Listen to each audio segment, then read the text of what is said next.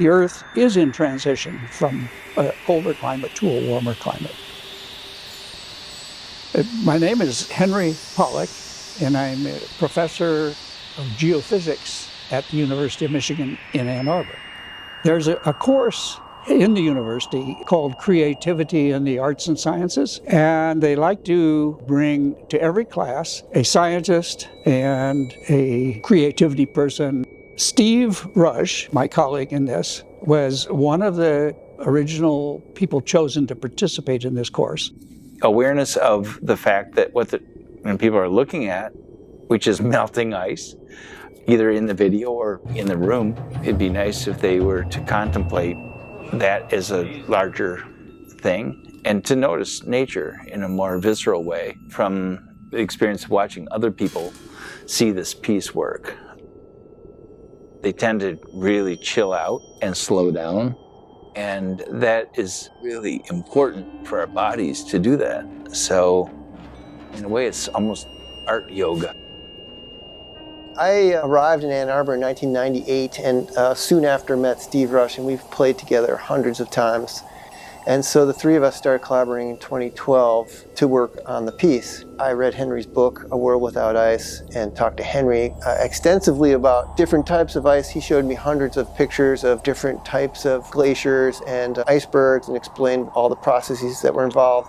And then Steve and I went to work trying to figure out how we would create a sonic palette behind Henry's pictures, which he's taken since 1970 of the Arctic and the Antarctic.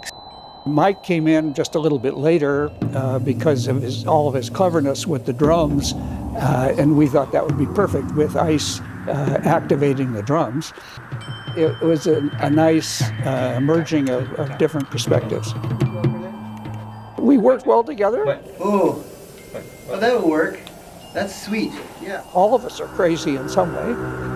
Ew. That's creepy. I like this one. Yeah. Let's see, now, there you go. Henry got up there and he started talking, and I was listening to him, and I thought, this son of a gun is actually really interesting. And that was a good combination. Shortly after that, I got his book. Immediately called up my friend Mike Gould, who I've been working with for years and years, and said, hey, we should play with ice. So we invited Henry over after we did a lot of improvisation with ice that kind of led to a sculptural thing. My main thing was, how can I tie Steve's expertise as a composer and Henry's as a geologist? What would my contributions be? And basically, I literally watched ice melt.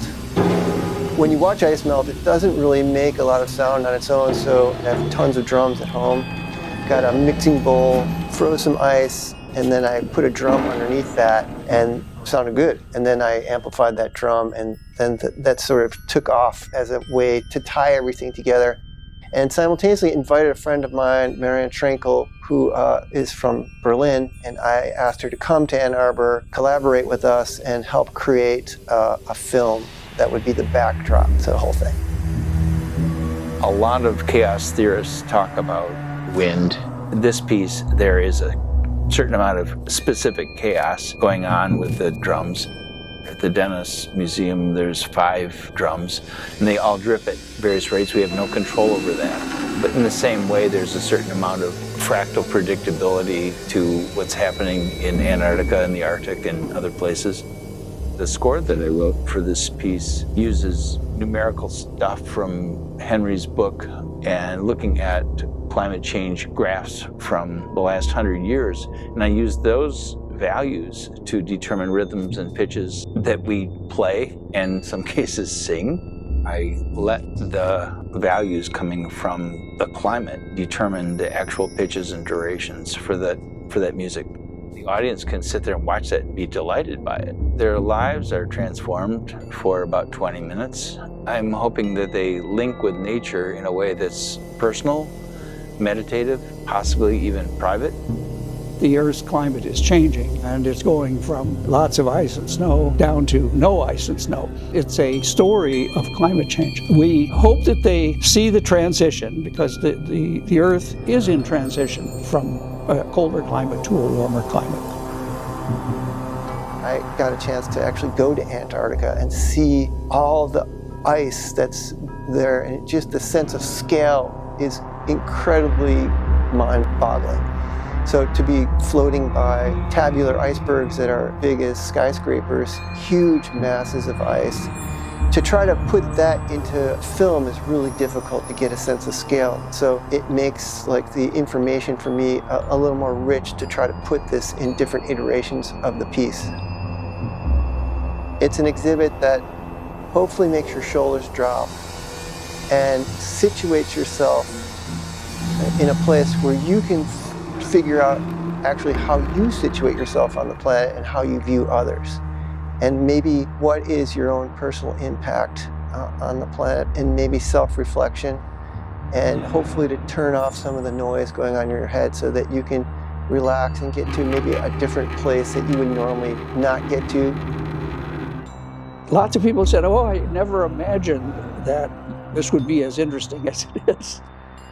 It's good that they appreciate the artistic aspects of it, and I've great appreciation for being exposed to people like Steve and Mike, who are about as creative as one can imagine. It's been an opportunity to interact with people that I don't ordinarily interact with, and that's been a very, a nice benefit. People come in not knowing what to expect, and when they have these meaningful moments interacting with what we do, that's really special. And it gives me a satisfaction and high rewards to see the impact of what we've done.